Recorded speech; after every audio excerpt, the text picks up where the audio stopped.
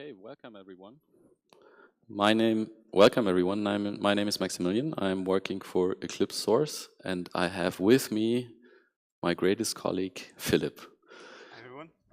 He's going to help me with the stuff that I'm not able to do anymore in the demo. So what are we talking about? We will look into how to build web-based modeling tools with Eclipse Theia today. Just for my interest, who knows what Eclipse Theia is? Awesome, almost everyone. Who has built something with Eclipse Theia to date? Okay, great. So about a third of the crowd even has built something with Eclipse Theia. So before we even dive into that, why are we even looking at Eclipse Theia? We are looking at that because we want to build web-based tooling. And why do we want to do that? I just would like to at least give two main reasons that are often given to me when people ask us to help them to move to web-based tooling. One is people would like to move to a modern UI technology. People are used to web applications these days and to the stylings that are possible with CSS. And they would like to have that in their tool as well. And furthermore, the second main reason is they want to simplify their deployment. So they want to make it super easy for people to access their tools. Ideally, they would give people just some credentials and a URL, and then they would log into their modeling tool, and that's that. However, we see quite some challenges with web-based technology. It's not really straightforward to do that. And the reasons that we see for that is high uncertainty about frameworks. So with all those web, JavaScript, TypeScript frameworks, there's a new framework every couple of months, a new great framework that's probably going to supersede all of the existing frameworks. And that's of course not so great if you build a modeling tool, because usually modeling tools are quite complex and you take a long time to create those tools. So you can't really settle on a new technology every couple of months. Also, the maturity of some of those frameworks is not really great yet. That's probably due to the fact that they're rebuilt so often. And the long-term maintenance is not really given, so it's kind of a gamble of which framework you set onto, that you actually have a more long-term maintenance. And then furthermore, if you actually want to build a modeling tool, there's a quite small ecosystem for that only. There is fewer components than there exists in the Eclipse ecosystem, for example, to build a desktop-based modeling tool. And those components have a lower level of abstraction, so you need to add more code on your side to actually get them up and running. And finally, they have less features.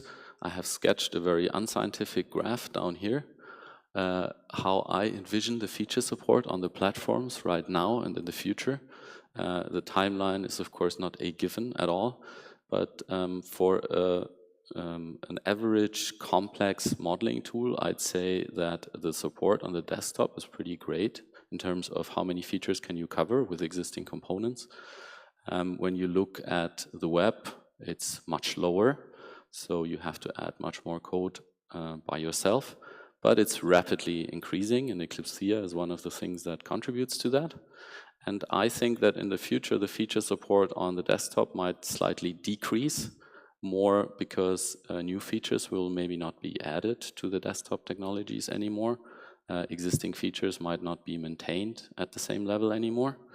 So there might be a small decline, and I envision a huge increase in the support with web technologies. So at some point, we will see that the feature support on the web stack will be much better, or at least a little bit better.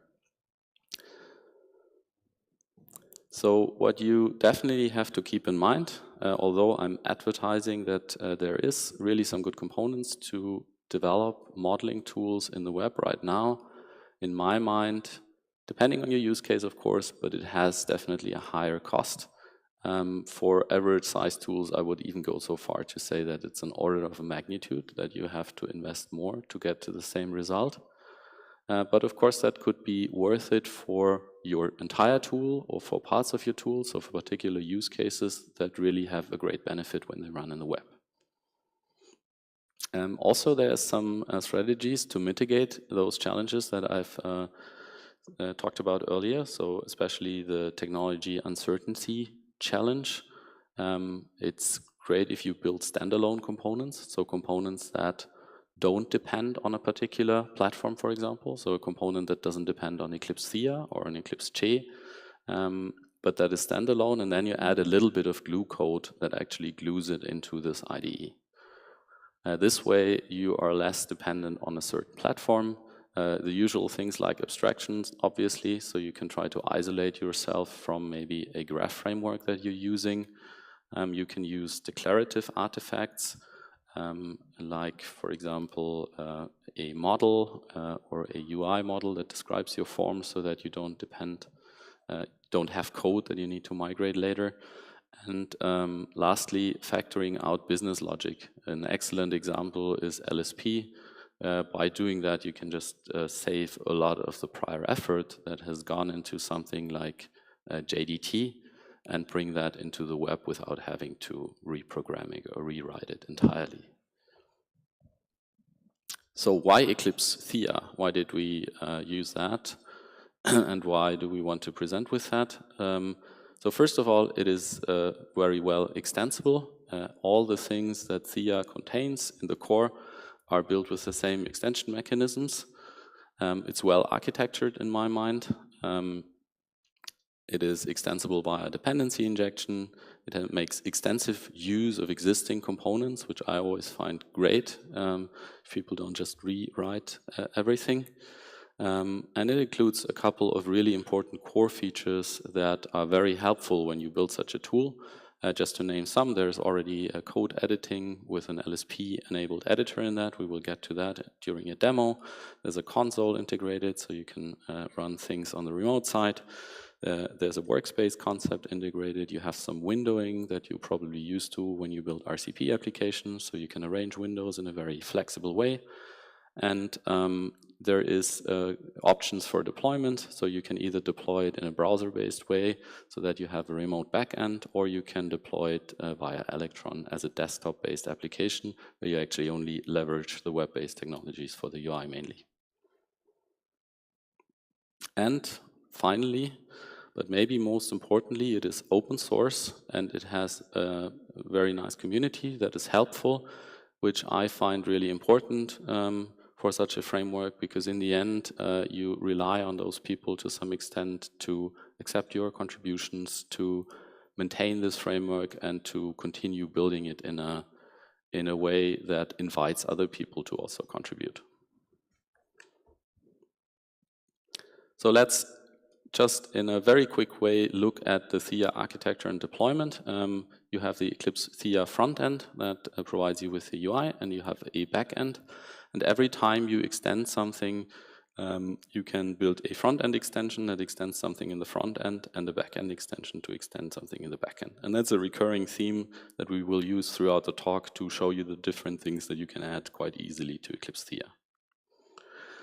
When you look at that, you can either deploy that just locally, so you have Electron and the node server just running on the same machine, giving you that kind of functionality, or you can deploy it in a remote setup where the front end and its extensions run locally and you have a remote node server that runs the other services.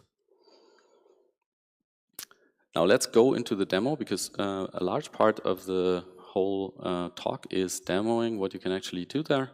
The demo is centered around building a coffee maker. It's a very simple example where you define the structure of a coffee maker with its components. We would do that in a tree-based visualization. We will generate some code from that. We can show you how to edit the code. It's Java code in this instance. We will then build a behavioral model with a graphical visualization, so a graphical viewer to do that. And then we have an analysis component that will visualize some analysis on the behavioral model.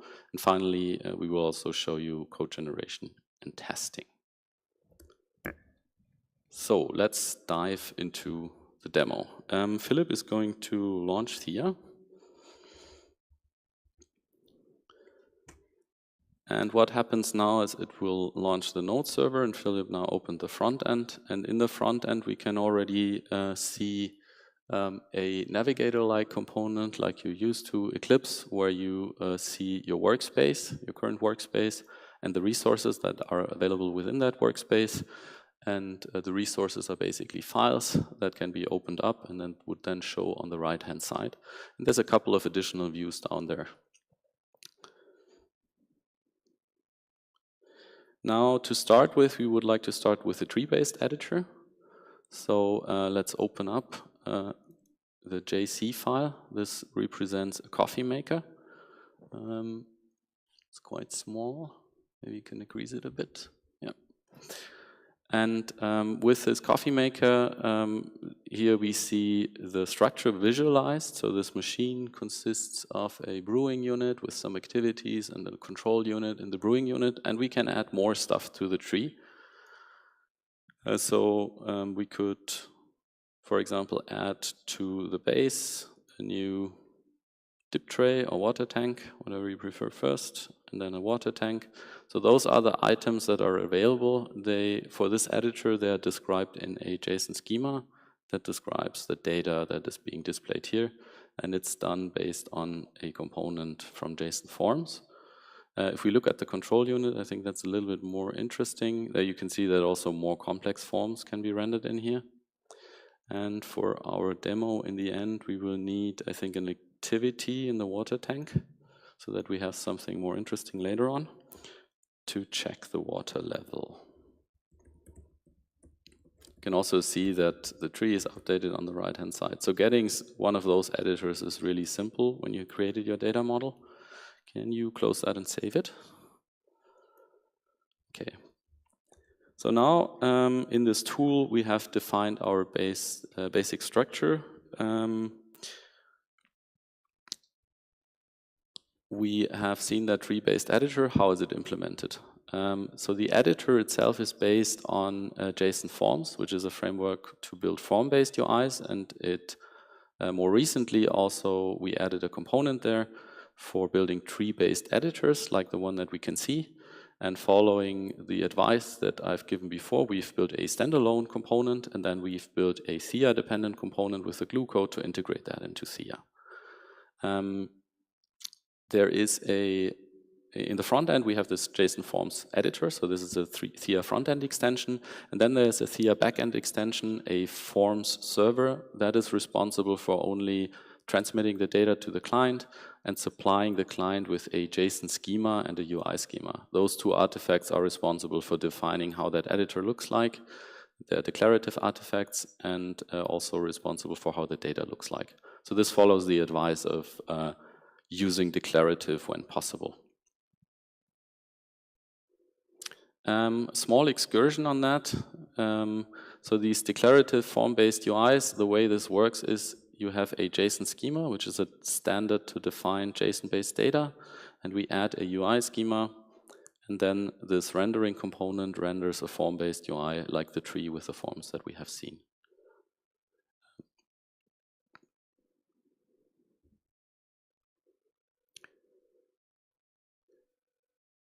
Let's move on to Java code editing. This is something you, in some form or another, maybe not for Java, but for a different language, you will want to have in a modeling tool in many cases.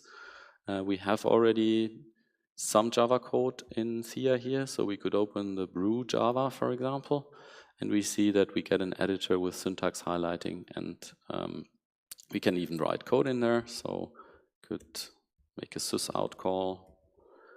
So you get completions on that.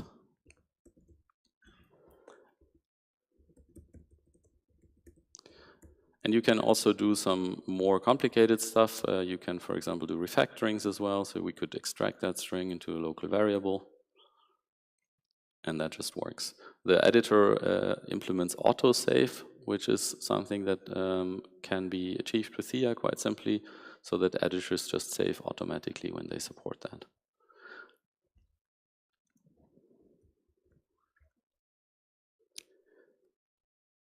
Now, how does that work? Well, this works on a technology that's called Language Server Protocol. The idea of the Language Server Protocol I will detail in a second. What we do here from a component perspective is, or what Theia does here, is reusing the Monaco editor, which is an editor that allows you to do text-based programming. And it integrates with a server component, in this case a Java LSP, to supply it with the auto-completions and the language smarts that it actually needs. So how does this language server protocol work? This is basically following the extracting a service idea. It separates two concerns. It separates the tooling for editing code in a UI, so the syntax highlighting, having a cursor somewhere, entering text, and then executing auto-completions. And it separates all that from the actual language smarts. So the client is language agnostic. It doesn't understand the Java language. It only understands that whenever it needs, for example, an auto-completion, it will call out to a server, and this language server will supply it with the potential auto-completions. And it always asks the server for those kind of things. Same goes for the syntax highlighting. And only the LSP server then is actually only the LSP server actually understands the language. So this is a Java LSP. It is tightly bound to Java. It understands when you can, which methods you can call on an object of a certain type and the like. So it has all the language smarts in there. But again, this language server then is tool agnostic. So it is not a Theia language server. It is a generic language server, and there's a small, you only need a small integration layer into Theia to make it available for a Theia extension in the front end. And this is actually something you can do with more and more languages now. To my mind, it is a schema that is now applied to more and more languages, that actually the language providers also provide this language server, and then the IDEs only have to have a language server protocol enabled client. We talked about a graphical editor, so what we're also able to do is show some graphical editors. So let's look at that in a demo. We have created this JC file which defines the structure of our model, and now I would like to create a graphical representation for the activities that we've modeled in there, because the activities are defining the behavior of the coffee machine later, and we can do that by generating a diagram from this JC file, a workflow model. And when we fire up that, we get a graphical editor with 3 nodes here, and we can do the usual things with the diagram. So we can zoom out or zoom in, and we can move the canvas or the items and the nodes itself, and we can obviously also connect the nodes. So we could connect preheat with brew and then go on one edge as well. Usually.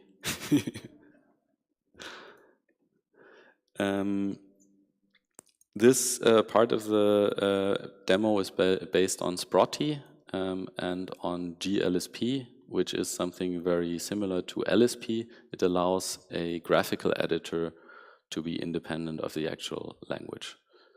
And maybe you can add a node as well so that we see that that works. We don't have a proper palette yet, but that can be done.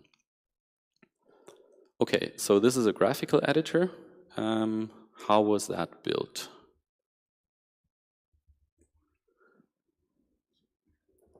For the graphical editor, we use a protocol as well, GLSP. It adopts the concepts of LSP just for graphical editors, and then heavily builds on a technology called Sprotty. The GLSP client, again, is language agnostic, so it doesn't understand that it's displaying activities there, and it doesn't understand what of the nodes can connect to which of the nodes. It doesn't even understand which kind of nodes you can add. All of that is sent to the client by a GLSP server, and that GLSP server, again, could be tool agnostic, so it doesn't really, it is not strongly tied to Theia in this regard.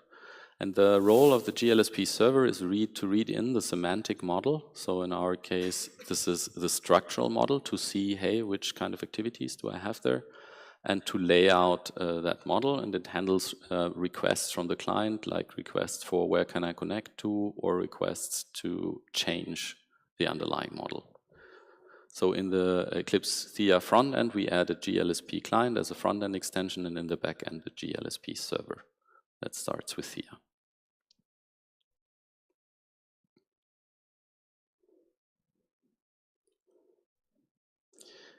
And now, finally, let's get to the code generation. So in many of the modeling tools, in the end, you generate something like, for example, code, and we can do that here as well. We will generate some code from the workflow file that we have just created. This will be code implementing the actual activities.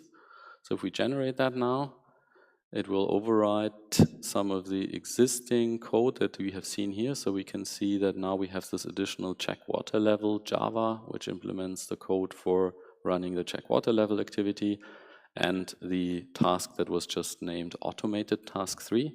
And also we have a test class. If we open that one, in the test class, there is test cases generated for each of the activities. And we can run those test cases. Before we run them, we will add, so that we can see that it actually fails, we will add an assert true false. And then we can run those test cases. They will actually run in the Theia backend, and it shows us that there's one failure. It even gives us the stack trace. And when we remove that again, then we can just run the test cases directly. And they all pass. So it is for Java code quite simple to run test cases on the backend in this case, and to do at least some testing. For the front end, that was really simple. We only have a very small front end extension that adds a menu contribution to launch the code generation and to be able to run the tests. And then in the back end, we have a code generator based on Eclipse Extend to generate this test class and the classes that implement the activities. So if you would, for example, already have that code generator, it's really simple to drop it onto the Theia backend. And we have a test runner based on a JUnit test runner, and all of that is wrapped into a custom JSON RPC server that is being called by the client. So this action, this menu contribution, the client calls to that server to run and execute the tests.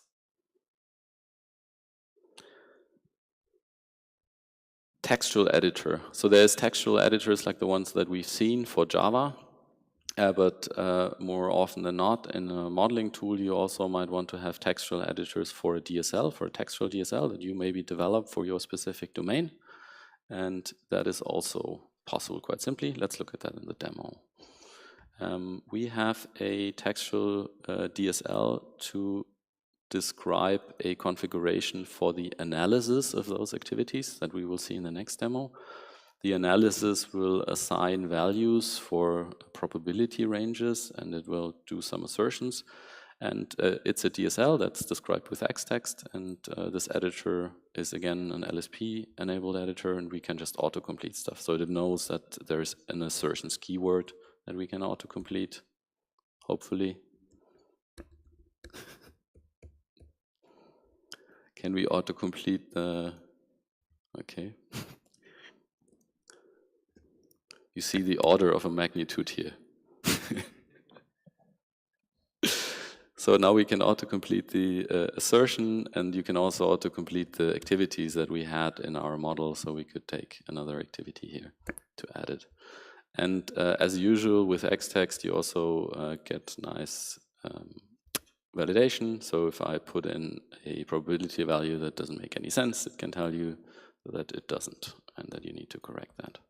So this is really neat, and this is what you probably used to when you build a DSL with xtext on the desktop.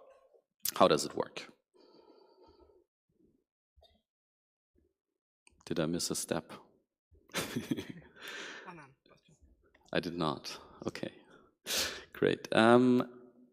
So this is built again with exactly the same generic LSP editor, Monaco, in the front end. The only thing it needs now, it needs to connect to a different LSP, and in this case, an LSP server that understands this Xtext language.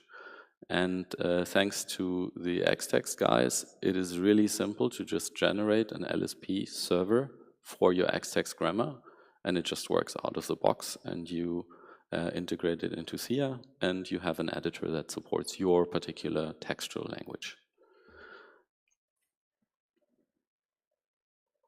Now we're getting to the actual analysis. So we have configured the analysis now. We would like to actually run the analysis. And the example that we had only contains 3 activities, so it's a bit boring. So we created one with more, and we will run the analysis on that. Can you just execute that, perform analysis? And this shows you an HTML based on the D3 JavaScript library that really allows for powerful visualizations. It, in this case, it visualizes how, which percentage of the executions take a certain path. And the path is visualized on top, and the percentages are visualized in this kind of diagram. This is actually a good example where if you wanted to do that on the desktop, at least to my knowledge, it would be pretty difficult to do those kinds of really neat visualizations. With desktop technology, with web technology, with D3, it's really simple to do that. This could even be a component that you build standalone and then retrofit into your desktop-based IDE to begin with. And can we also have a look at the diagram that so this is the activities that are underlying this diagram, and they're more interesting because here is some parallelization, and then it joins again, and then goes on.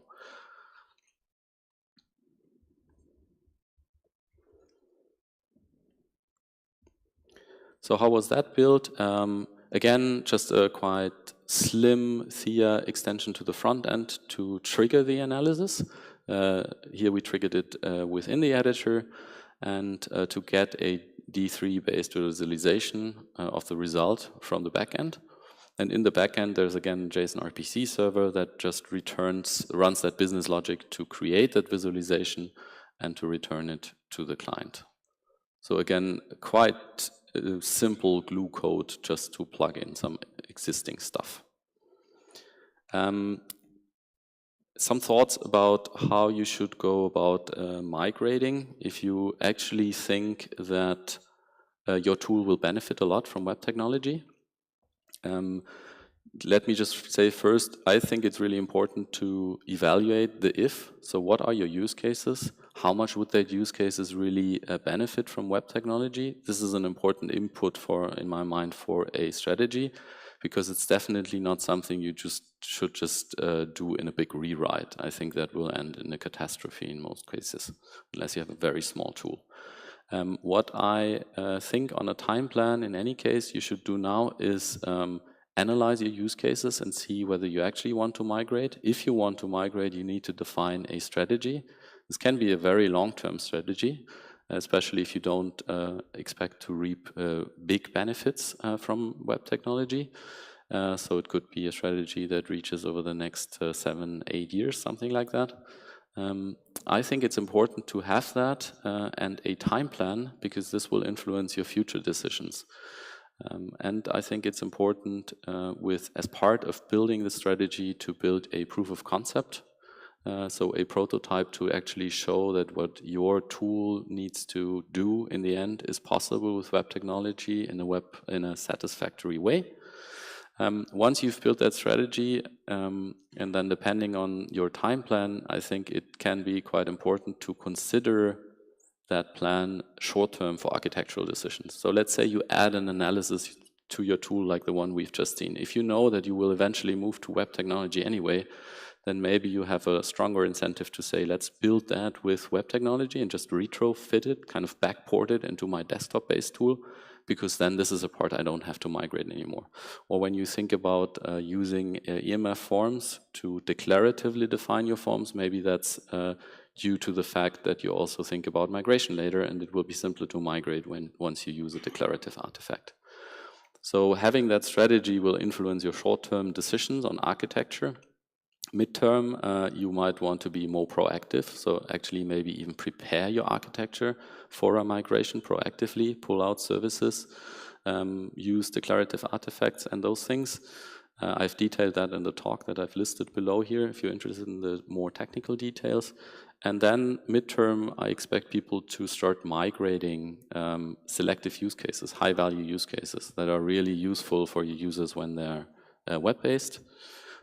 So for example, a code review use case in a classical IDE is in my mind a high-value use case if it is done with web technology, because then you can give people a URL to review code and they don't have to set up their environment to exactly the right commit, the runtime technology that you need to execute the tests there and all that. And then long-term, I've highlighted that word iteratively. You will migrate all the use cases, use case by use case. In my mind, it would be very beneficial if you do that iteratively. So if you migrate a use case, you deploy that use case to your customers, and then you move on rather than the big rewrite, which is very risky in my mind. And in the end, at some point, you will deprecate your desktop-based solution. So in summary, web-based modeling tools are very feasible these days. That has changed a lot in the recent years. So you can build them, but they're usually more costly than just doing it on desktop-based technology. So you need to evaluate the value that you get there and where you want to move from a strategic point of view in the future. The web technology can leverage unique advantages, like, for example, the simple deployment, at least on the client side. You get modern UI and styling. And if you have something like a cloud business model or you want to get there, then maybe it's unavoidable for you anyway. There is open source components. Most prominently, we featured today Eclipse Theia, which helps you a lot in doing that. There's others. So LSP in general helps a lot with that. GLSP, JSON Forms, Xtext, Sprotty for the diagrams that we use there, and D3. So there's a lot of components that help you in building these kinds of tools. And often enough, you can even reuse existing business logic, factor it out to a service, and use it on the server side.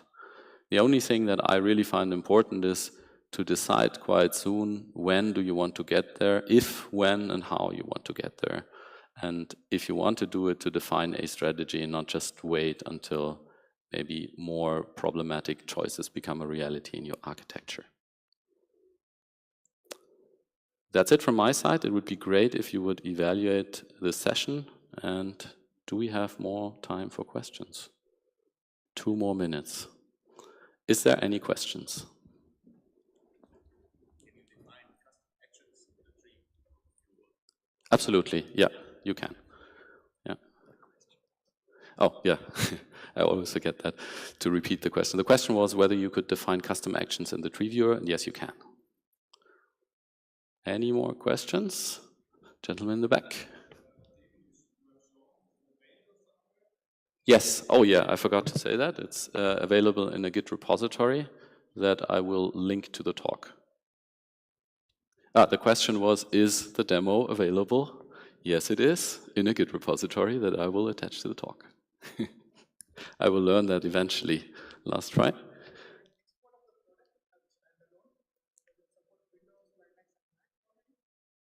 The Theia-based product. Does it, Philip? So the question was, does the exported product run on Linux, Windows, and Mac? And Philip's claims it does. And I think Jan also nods, does it? Yes. So it must be true. Thank you very much. Have a good conference.